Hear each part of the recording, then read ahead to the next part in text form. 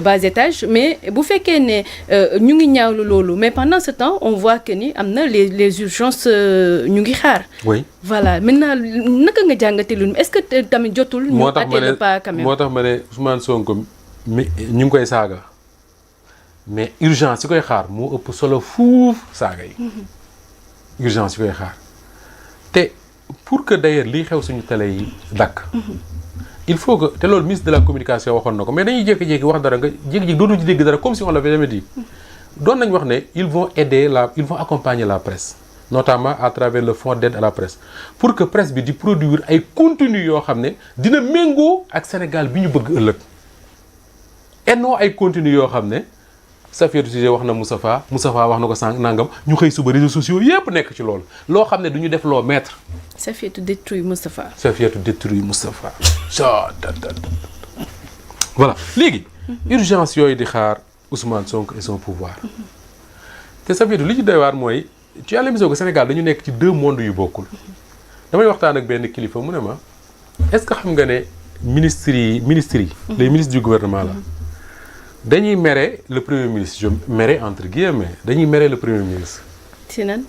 pourquoi parce que le premier ministre dafa jël décision ne gouvernement moom duñ jënd oto ministre yi oto yu fi nekkoon la ñuy dawal mu ne ma am na ñoo xam ne seen oto yi dañuy paan di dem ci mécaniciens yi di ñëw di dem ci mécaniciens yi di ñëw finalement ils se disent mais attends on ne peut pas être ministre bàyyi ay salaires yoo xam parce que ñu ci bari ñoo amoon nañ salaire dundal seen njaboot. ñëw nekk ministre pour servir leur pays ba pare bëgg a nekk ay je mets des guillemets ay baadoo la quand même. mais voilà nga xam ne ñooñu ils font des efforts ñoom pour jéem a servir seen réew. et on veut leur faire perdre du temps ci ay saaga ak ay wax yoo xam ne du ñu jëme fenn. maintenant effort yooyu ñuy def mooy le premier défi wala la première urgence bi xaar Ousmane Sonko ak son gouvernement. ak le président de la République mooy comment redresser l'économie de notre pays Safiatou suñu économie bi ne dafa nërmeelu nit ñi yëg ko ba yëg ko ci seen dund tous les jours man waxuma sama genre gi kii di wax Azura 3000 lañ la ñuy añee par bés bu nee réew mi métti na du leen koy laajaat yaa ngi dégg mais il y a tellement de pères de famille yu nekk dans le monde rural yu nekk même dans les centres urbains nekk ci ay difficultés yu mag a mag a mag. qui peine à joindre les deux. oui yenn saa yi père de famille envoyé le message ne la may ma 2000. tu imagines ce que ça fait. nga xam ne kon réew mi fu ñu wax ne fa la économie toll rek njaboot yi ñu ngi koy yëg. mais loolu urgence mënul gën a rëy jéem a relever waat cette économie là mais boo xoolee ci les faits les événements yi xam ne moom la ñu jàkkaarloo Safiatou. ñu ngi ci nawet. taw na ci dëkk yu bari état bi joxe na jiw joxe na engrais mais baykat yu bari bala ñuy mën a noyyi mooy la ñuy ji mu ñori pendant cette période là état bi dafa am obligation wu taxawu leen mooy li ñu doon tudde ay vivres de soudure yu ñu war a joxe gi demee noonu Safiatou loolu moo gënul urgent yi ñuy waxtaane ñun. bien sûr Safiatou léegi ci ay fan ñu commencé waaj màggalu Touba te su ma nee màggal Touba. état bi mooy gàlloo sécurité bi mooy gàlloo sécurité routière bi mooy gàlloo intervention sapeur pompier yi wàllu santé ak yeneen ba pare ñuy màggal ci période boo xam ne période nawet la inondation yi tiital ñi nga xam ne ñoo nekk ca Touba ak ñi fa nar a dem loolu urgence la buy xaar état wu Sénégal. te su état wi organiser màggal gi parce que en réalité c'est l'état qui met beaucoup de moyens dans ces événements là nañ ko wax rek. su état jógee ci loolu day song gàmm ñuy gàmmu ci Sénégal gépp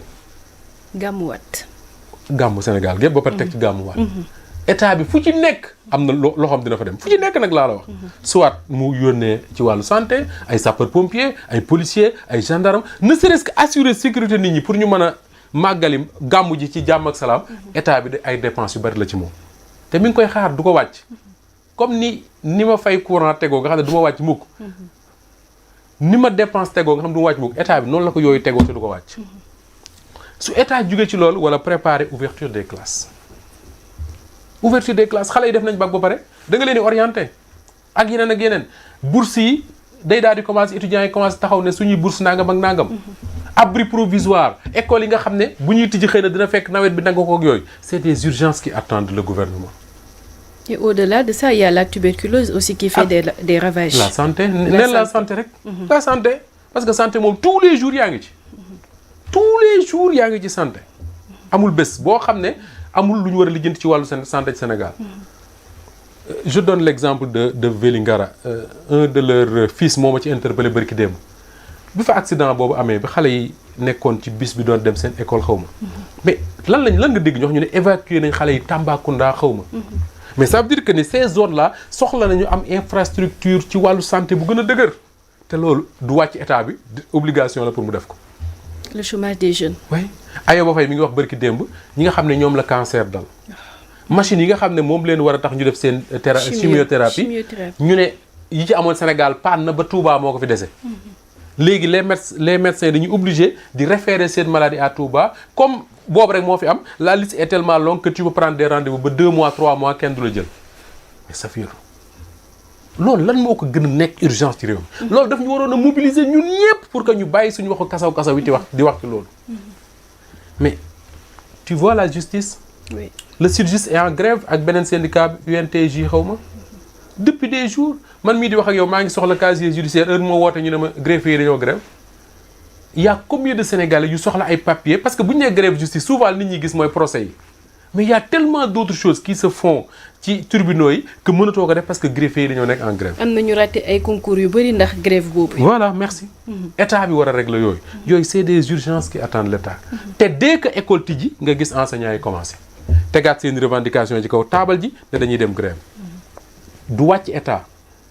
il va falloir vivre avec ça et le temps du la xaar ça fait fii ngay toog rek ñu ne 2027 jot na dañuy dem élection locale ñu jékki-jékki rek ñu ne 2029 avant 2029 sax ñu commencé kan mooy nekk candidat kan moo ko dul nekk ba 2029 ñu ne mais attends ñun 2024 rek lañ fi faloon président on est déjà en 2029 ça va trop vite et c'est des urgences qui attendent l'état moo tax état bi war a concentrer léppam ci loolu mais mieux ça fait état wu Sénégal bi mu commencé li justice doon def mooy li ñu tuddee reddition des comptes et on applaudissait tous parce qu'on se disait que ni pour une fois li xewoon temps wu Wade du xew mooy maanaam lancer des audits jàpp ñenn ñi transhumé ñu bàyyi ko waxatuñ ko.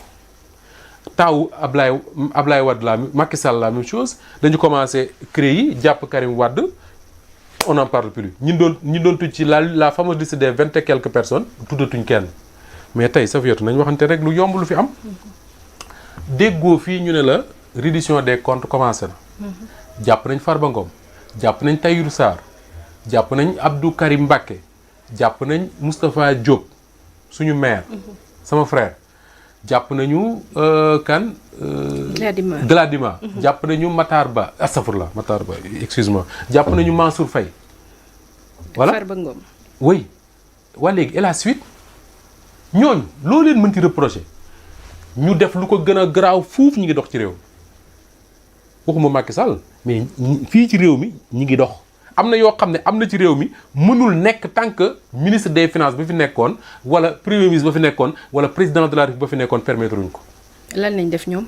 te on en parle plus mais yi ñu tudd Farba Ngom ak yeneen ak yeneen. xaalis bi ne trésor public la jógee yeneen ak yeneen. tu penses que mën na nekk ci réew te président yëg ko mën na nekk ci réew te premier ministre yëg ko mën na nekk ci réew te ministre des finances yëg ko. je ne le crois pas. honnêtement je ne le crois pas mais mieux ça peut être. Amadou Sall doomu Macky Sall du wax nañ fii ne convoqué nañ ko pôle judiciaire. ñëw na ñëwul qu'est-ce qu'on fait on oublie qu'est-ce qu'on fait Amadou Sall convoqué nañ ko ñëwul.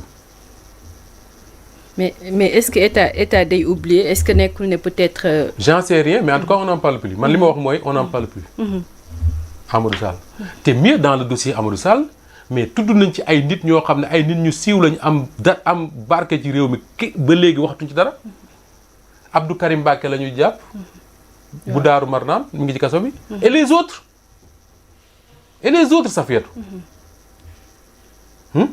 et les autres qu'est-ce qu'on fait ak Amadou Sall dañuy lancer mandat d'arrêt wala qu'est-ce qu'on fait moi je sais pas je demande Macky Sall ci boobu président de la République du Sénégal à l'époque ñëpp xam ne li xew ci réew bu nekkee mais c'est parce que moom la neex qu'est-ce qu'on fait ak Macky Sall Guy Marius Sagna déposé woon na fi une mise en accusation de mise en accusation à l'Assemblée on n'en parle plus qu'est-ce qu'on fait Safiatou dama lay laaj est-ce que xam nga ko moi je sais pas on oublie wala on fait quoi ah man je crois que justice bu Sénégal moom moo koy def peut-être mën nañ jàpp ne mbir yi yéex na mais certainement comme entamé nañ ko comme procédure la peut-être dinañ dem au bout de moo tax je n'accuse personne je D'accord. pose des questions je dis qu'est-ce qu'on fait les 82 morts là dont on parle Pa Abdoulaye Touré en parle tous les jours les violences yi amoon ci réew mi diggante 2021 2023 ba 2024 léegi qu'est-ce qu'on fait tu penses que li xew ci réew mi nii ñiy wax ci réew mi nii bu enquête yi waroon a am ñu situer seeni responsabilité di nga leen déggati ñu wax parce que wax naa ko keroog dama ne démb laa ko wax dama ne li xewoon Sénégal je termine rapidement parce que waxtu bi passé na dama ne li xewoon Sénégal diggante 2021 ba 2024 Safiatou dama ne xewul temps wu Lat Dior ça ne date pas du siècle dernier xewul temps wu Mamadou Dia ak Senghor bërki démb la xew boobu yaa ngi fii ci rédaction bii toog keneen ak keneen donc li fi xew yépp xam nañ ko mais ba léegi on a rien fait. D'accord. Didier Badji keneen ak keneen ak keneen. qu'est-ce qu'on fait Fulbert Sambou. Fulbert Sambou qu'est-ce qu'on fait. waa ji dee woon commissariat central qu'est-ce qu'on fait. l'ancien garde du corps de Cheikh Tidiane Gadio la comme nu mu tudd tur bi laay fàtte. qu'est-ce qu'on fait. on n'en parle plus. mieux Safiatou fii lañ taxaw ñu ne le premier ministre wax na ko fii ne Sénégal dafa am une dette cachée ñu estimé woon ko ci 4000 milliards xaw ma su ma juumul premier ministre boobu tudd fi ay tur ñooñu ba léegi on n'en parle plus. wala on n'en parle pas muy Amadou Ba Macky Sall Abdoulaye Daouda Diallo ndem si yàlla Moustapha Ba yàlla ko yàlla yërëm te xaare ko àjjana on n'en parle plus waaye léegi pendant ce temps ce qui se passe dans d'autres pays mooy au lieu que la pression nekk dans le camp de ces gens-là qui ont pillé le pays léegi on veut mettre la pression sur le Premier ministre et son gouvernement ça je ne le comprends pas jërëjëf Safiatou merci à vous Moustapha donc yéen tamit chers followers wala chers internautes ñu ngi leen di nuyu bu baax a baax. wala nga ne chers amis rek. chers amis di leen di sant bu baax di leen di gërëm fépp foo xamante ni yéen a ngi ñu fa doon teewlu ba Kër Mademba Gueye foofee sa Saloum. Kër Mademba fu mu nekk. c'est dans le Saloum oui.